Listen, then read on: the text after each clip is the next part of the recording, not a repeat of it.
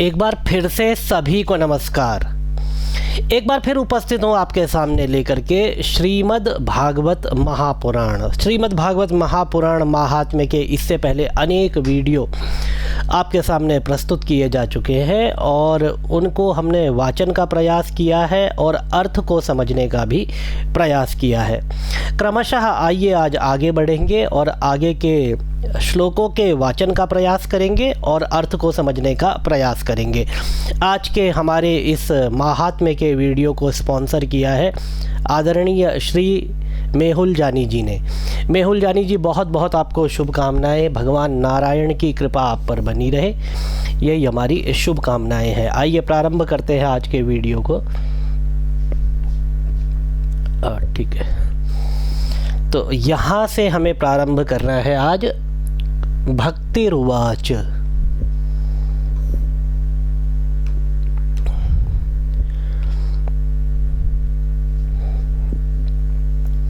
भक्तिरुवाच कथं परीक्षिता राज्ञा स्थापितो यशुचिः कलिः प्रवृत्ते तु कलौ सर्व सारः कुत्र गतो महान्।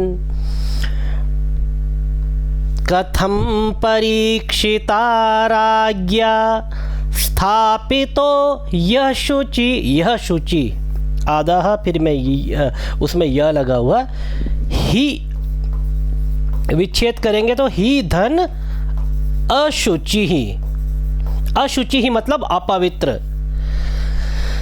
स्थापितो यशुचि कलिः प्रवृत्ते तु कलौ सर्व सारः कुत्र गतो महान्।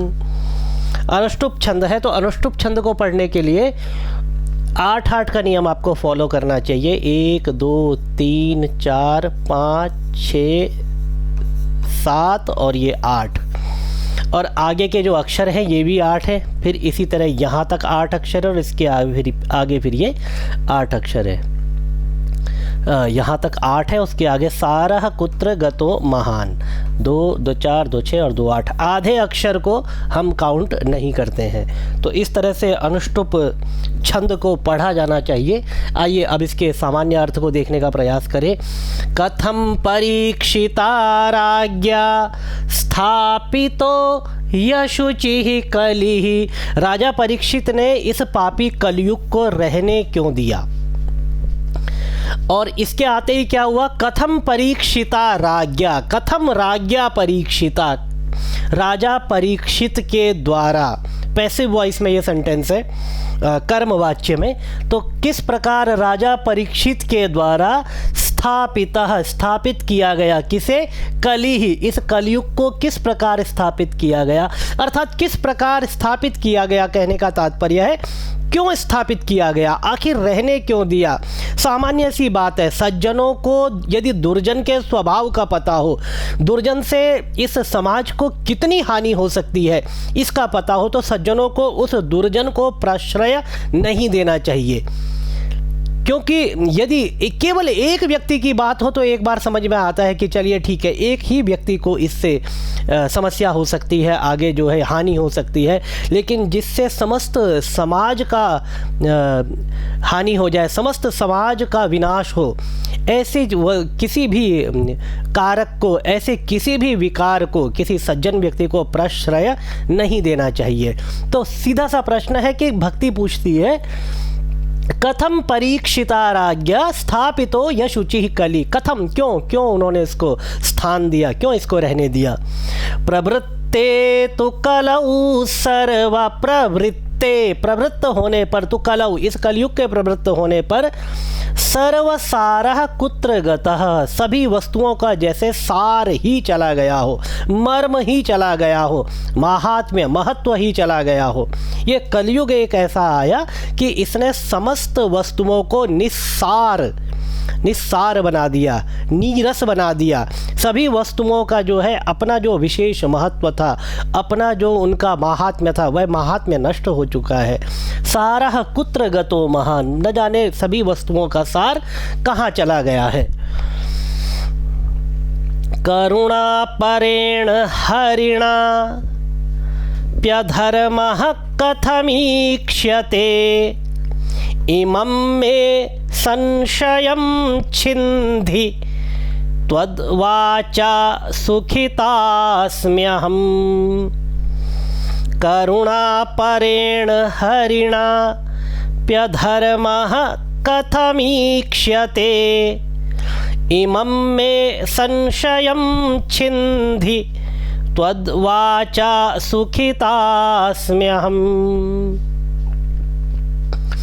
भक्ति नारद जी से कहती है कि त्वद्वाचा सुखितास्म्यहम्। ये देखिए, त्वद्वाचा सुखितास्म्यहम्, तुम्हारे वचनों से मुझे बड़ी शांति प्राप्त हो रही है, तुम्हारे वचनों से मुझे अत्यंत सुख की अनुभूति हो रही है। तो सबसे पहला कारण तो नारद जी का और भक्ति का जो संवाद है वो इसलिए उत्पन्न हुआ है कि यहाँ पर नारद जी के वचनों से भक्ति को अपने दुख में कहीं ना कहीं न्यूनता प्रतीत हो रही है, कि भक्ति का दुख कहीं ना कहीं कम हो रहा है।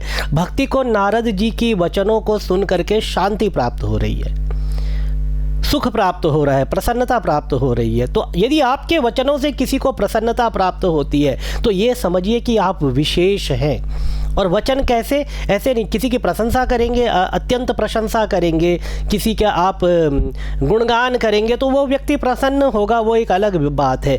लेकिन सामान्य वार्तालाप में यदि आपकी बातों से कोई प्रसन्न हो रहा है, यदि आपको कोई आपको देख करके, आपके वचनों को देख करके, आपके व्यवहार को देख करके आकर्षित हो रहा है, तो समझिए आपका ऑरा बहुत प्रबल है। इसीलिए भक्ति कहती है कि त्वद्वाचा सुखितास्म्यहम्, तुम्हारे वचनों से मुझे अत्यंत सुख प्राप्त हो रहा है। और इमं में संशयम छिन्धि, मेरे संशय का नाश कीजिए। मेरे मन में एक संदेह है, एक डाउट है, उस डाउट को आप दूर कीजिए। डाउट क्या है देखिए, प्रथम पंक्ति में बताया है, करुणा परेण हरिणा प्यधर्मः कथमीक्ष्यते। करुणा परेण हरिणा, हरि कैसे है, करुणा पर है, करुणा वरुणालय है। परम कारुणिक जो भगवान हरि है, अपि अधर्मः, देखिए प्यधर्मः को आप विच्छेद कीजिए, अपि अधर्मः कथम ईक्ष्यते, ये हरि भगवान नारायण के द्वारा अधर्म किस प्रकार से देखा जा रहा है, मेरे इस संशय का नाश कीजिए। क्योंकि हरि कैसे है, हरि तो करुणा वरुणालय है, परम कारुणिक है, अपने भक्तों के ऊपर या ये समझिए जीव मात्र के ऊपर करुणा करने वाले हैं। फिर हरि इस प्रकार का अधर्म कैसे देख सकते हैं? कृपया मेरे इस संदेह का आप निवारण कीजिए। इस प्रकार भक्ति ने नारद जी से प्रश्न किया। नारद उवाच, अब नारद जी इसका उत्तर देते हैं। यदि पृष्टस्त्वया बाले, यदि पृष्टस्त्वया बाले प्रेमतः श्रवणं कुरु, सर्वं वक्ष्यामि ते भद्रे, कश्मलं ते गमिष्यति।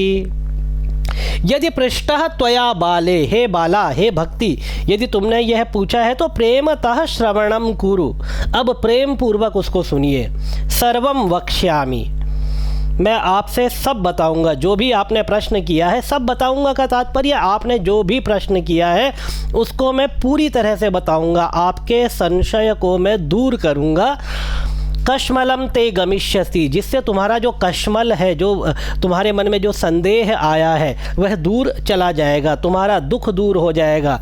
कश्मलम यहाँ पर संदेह अर्थ में भी ले सकते हैं और दुख अर्थ में भी ले सकते हैं। तो वो तुम्हारा दुख जो है, तुम्हारा संदेह जो है वह दूर हो जाएगा। अब दुख जो है संदेह से जनित, संदेह से उत्पन्न दुख भी हो सकता है, तो संदेह भी दूर हो जाएगा, तो अपने आप जो है यहाँ पर दुख दूर हो जाएगा। इस प्रकार आप इसका अर्थ लेंगे। आइए आगे बढ़े अगले श्लोक की तरफ।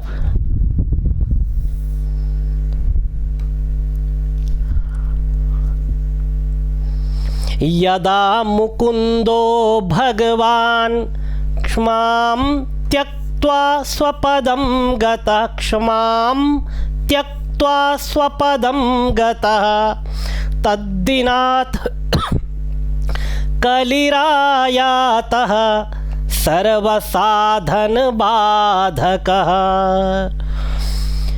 यदा मुकुंदो भगवान क्षमां त्यक्त्वा स्वपदं गतः। यदा मुकुंदो भगवान, जिस दिन से मुकुंद भगवान नारायण क्षमाम, धरती को, इस भूलोक को त्याग करके स्वपदम, अपने लोक को पधारे हैं, अपने लोक को जिस दिन भगवान ने गमन किया है, तद्दिनात कलिरायाता, ये कलयुग उस दिन से आया है। जब तक नारायण इस धराधाम पर थे तब तक कलयुग के अंदर इतना साहस नहीं था कि आकर के श्री कृष्ण के रहते हुए लोगों के अंदर इस तरह के दुख को उत्पन्न कर सके। लेकिन जैसे ही परम धाम को गमन हुआ नारायण का, तद्दिनात कलिरायाता, उस दिन से यह कलयुग आया। और सर्व साधन बाधक, ये कलयुग कैसा है? सभी साधनों का बाधक है, सभी साधनों को रोकने वाला है। साधन क्या है? जो धर्म के साधन है, जो मुक्ति के साधन है और जो ज्ञान प्राप्ति के साधन है, उन सभी साधनों को रोकने वाला यह कलयुग है। और ये किस दिन से आया? जिस दिन से भगवान ने अपने परधाम को गमन किया। दृष्टो दिग्विजये राज्ञा दीनवच्छरणं गतः, न मया मारणीयोऽयं सारंग इव सारभुक्। दृष्टो दिग्विजये राज्ञा दीनवच्छरणं गतः, न मया मारणीयोऽयं सारंग इव सारभुक्। दिग्विजय के समय राजा परीक्षित की दृष्टि इस कलयुग पर पड़ गई थी, अर्थात राजा परीक्षित ने इस कलयुग को अपने दिग्विजय के समय देख लिया था। दृष्टो दिग्विजये राज्ञा, राजा के द्वारा इसको देख लिया गया था। अब राजा को जैसे ही इसने देखा, इसने राजा को देखा तो दीनवच्छरणं गता, ये एक दीनता लेकर के, अपने कष्टों को लेकर के राजा परीक्षित की शरण में आ गया। और जो शरण में आ जाता है उसका त्याग नहीं किया जाता है। न मया मारणीयोऽयं सारंग इव सारभुक। भ्रमर के समान, भ्रमर जिस प्रकार से सारग्राही होता है, सारग्राही किसको कहते हैं? जो रस को निचोड़ करके चूस लेता है उसे कहते हैं सारग्राही। ऐसा होता है भ्रमर, भंवरा पुष्प से जो है संपूर्ण पराग निकाल लेता है। इसी प्रकार ये सार ग्रहण करने वाले सारंग इव सारभुक, भ्रमर के समान जो राजा परीक्षित थे, उन्होंने विचार किया कि न मया मारणीयोऽयं, मुझे इसको नहीं मारना चाहिए, क्योंकि यह शरण में आया है और शरण में आए हुए व्यक्ति का त्याग नहीं किया जा सकता और करना भी नहीं चाहिए। ये हमारे पास अनेक उदाहरण हैं कि शरण में आए हुए एक कबूतर का त्याग राजा शिवी ने नहीं किया था, शरण में आए हुए रावण के जो भाई विभीषण, उनका त्याग मर्यादा पुरुषोत्तम भगवान श्री राम ने नहीं किया था। तो शरणागत वत्सल व्यक्ति को होना चाहिए। तो इसी सिद्धांत को पालन करते हुए, इसी सिद्धांत को मानते हुए राजा ने कहा न मया मारणीयोऽयं, मुझे, मेरे द्वारा इसको नहीं मारा जाना चाहिए। यत् फलं नास्ति तपसा न योगेन समाधिना तत्फलं लभते सम्यक् कलौ केशव कीर्तनात्।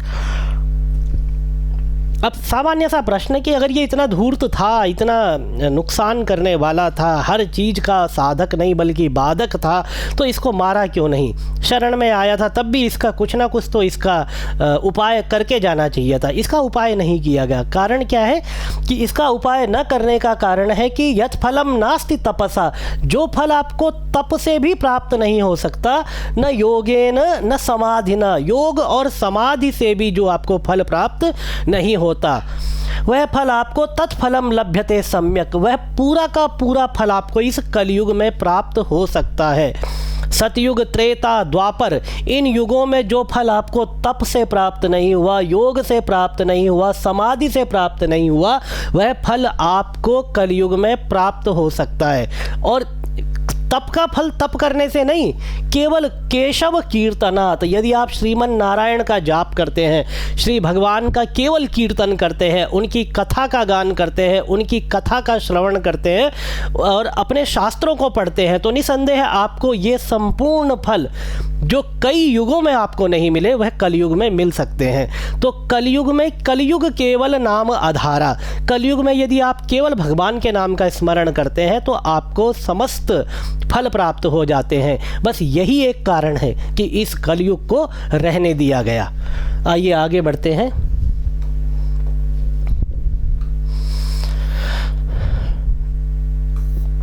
ये एक ज्ञानांजलि शिक्षाकुलम, ज्ञानांजलि शिक्षाकुलम में आपको अवसर है कि आप अपने शास्त्रों को, संस्कृत भाषा को, संस्कृत व्याकरण को, और जो प्रतिदिन आप घरों में श्लोक पढ़ते हैं, जो स्तोत्र पढ़ते हैं, सहस्त्र नाम पढ़ते हैं, उन सब को यदि आप पढ़ना चाहते हैं, सीखना चाहते हैं, तो आप ज्ञानांजलि शिक्षाकुलम से संपर्क कर सकते हैं। संस्कृत व्याकरण श्लोकों का संधि विच्छेद, प्रतिदिन की जाने वाली पूजा किस तरह से की जाए, कर्मकांड को यदि आप सीखना चाहते हैं, कर्मकांड की विधि किस तरह से होनी चाहिए, शुक्ल यजुर्वेदी या रुद्राष्टाध्यायी, दुर्गा सप्तशती, या और भी चीज़ें आप पढ़ना चाहते हैं तो आप ज्ञानांजलि से संपर्क कर सकते हैं। संडे सुबह 10 बजे, मंडे रात को 8 बजे ये कक्षाएं संचालित की जाती है।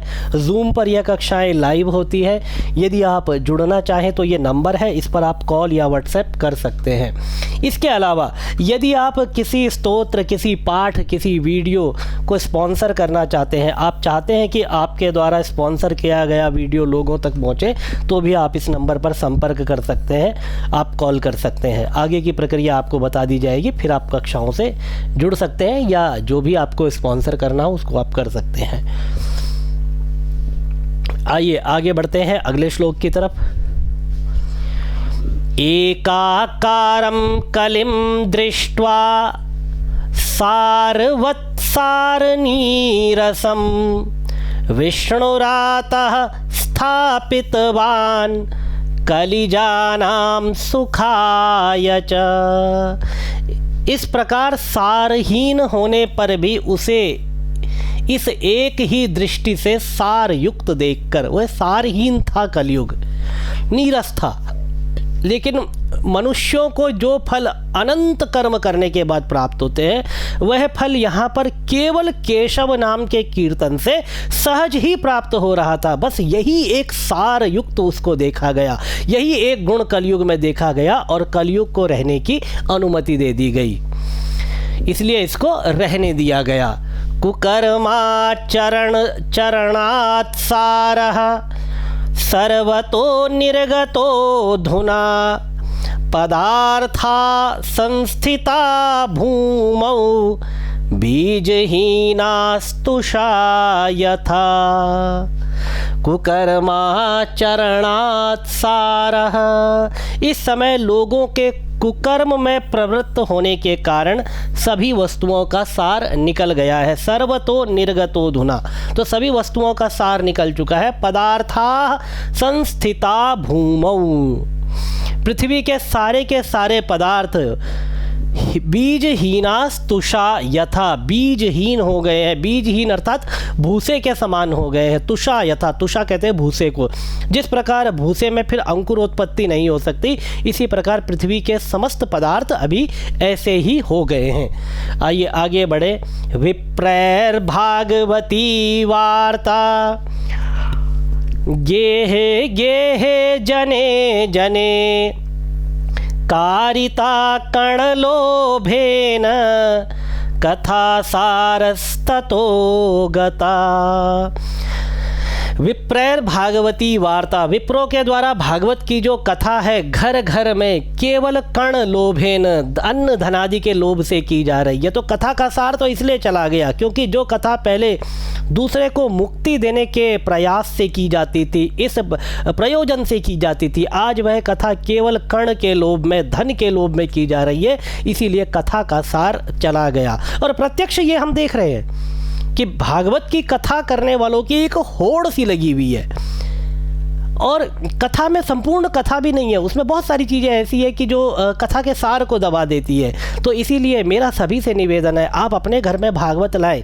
ठीक है, कथाएं भी सुने, कथा सुनना वहाँ पे अगर केशव नाम का कीर्तन होता है तो उत्तम है, आप कथाएं भी सुने जहाँ आप जो सुनना चाहें, लेकिन आप भागवत घर में ला करके रखें। भागवत रखना भी अत्यंत पुण्यमय कार्य है और प्रत्येक व्यक्ति का धर्म है कि अपने घर में इस प्रकार के ग्रंथों को रखें और स्वयं पढ़ने का भी प्रयास करें। बहुत आसान है, यदि आप पढ़ना प्रारंभ करेंगे तो आपको लगेगा कि इसमें ऐसा कुछ भी नहीं है कि आप इसको ना पढ़ें या आप इसको नहीं पढ़ सकते। बहुत ही सरल भाषा में महर्षि वेदव्यास ने भागवत को निबद्ध किया है। अत्युग्र भूरि कर्माणो नास्तिका रौरवा जनाः तेऽपि तिष्ठन्ति तीर्थेषु तीर्थसारस्ततो गतः। अब तीर्थों में घोर कर्म करने वाले नास्तिक पुरुष आकर के बैठने लगे हैं। अब इसको आज के समय में मैं लेकर के जाऊं तो पहले तीर्थ होता था, धर्म कर्म के लिए लोग वहां पर जाते थे, अपने आध्यात्म की पूर्ति के लिए लोग तीर्थ यात्रा करते थे। अभी लोग सैर सपाटे के लिए, घूमने के लिए, और इतना कचरा, इतना प्लास्टिक वहाँ फेंक करके आते हैं जिस भी तीर्थ में जाते हैं कि तीर्थ का फल तो छोड़िए, जो कुछ बचा हुआ वहाँ पर महत्व होता है उसको भी विनष्ट करने में तुले हुए हैं। तो मेरा सभी से निवेदन है, जब भी जाएं अपने तीर्थ की यात्रा तब सार्थक है जब आप उस भूमि का भी ध्यान रखें, उस स्थान को भी आप पुण्यमय मान करके वहाँ पर इस प्रकार का कोई कृत्य ना करें कि आपकी यात्रा में कहीं पर कोई दोष उत्पन्न हो। केवल यात्रा दर्शन करना मात्र नहीं है, उस क्षेत्र की रक्षा करना, क्योंकि आपसे पहले वहाँ असंख्य लोग गए थे, आपके बाद भी वहाँ असंख्य लोग आएंगे। और सबके लिए व्यवस्था बनाना, सबका ध्यान रखना, सबके हित की सोचना वैष्णव धर्म है। और प्रत्येक व्यक्ति की तीर्थ यात्रा तभी पूरी होती है जब वह अपने समस्त कर्मों को पूरी तरह से कर लेता है। अपने दर्शन के चक्कर में दूसरे को धक्का देना, अपने दर्शन के चक्कर में कुछ भी अपनी व्यवस्था बनाने के लिए वहाँ पर जो नियम है, जो कानून है, उनको पालन न करना, ये तीर्थ यात्रा को नष्ट कर देते हैं। इसीलिए यहाँ पर, ये तो मैं आज कह रहा हूँ, श्रीमद् भागवत पुराण ने बहुत पहले ये बात कह दी है, तेऽपि तिष्ठन्ति तीर्थेषु। यहाँ पर बहुत सारे नास्तिक और नारकी पुरुष रहने लगे हैं, इस कारण से तीर्थ सारः ततो गतः, तीर्थों का भी सार चला गया है।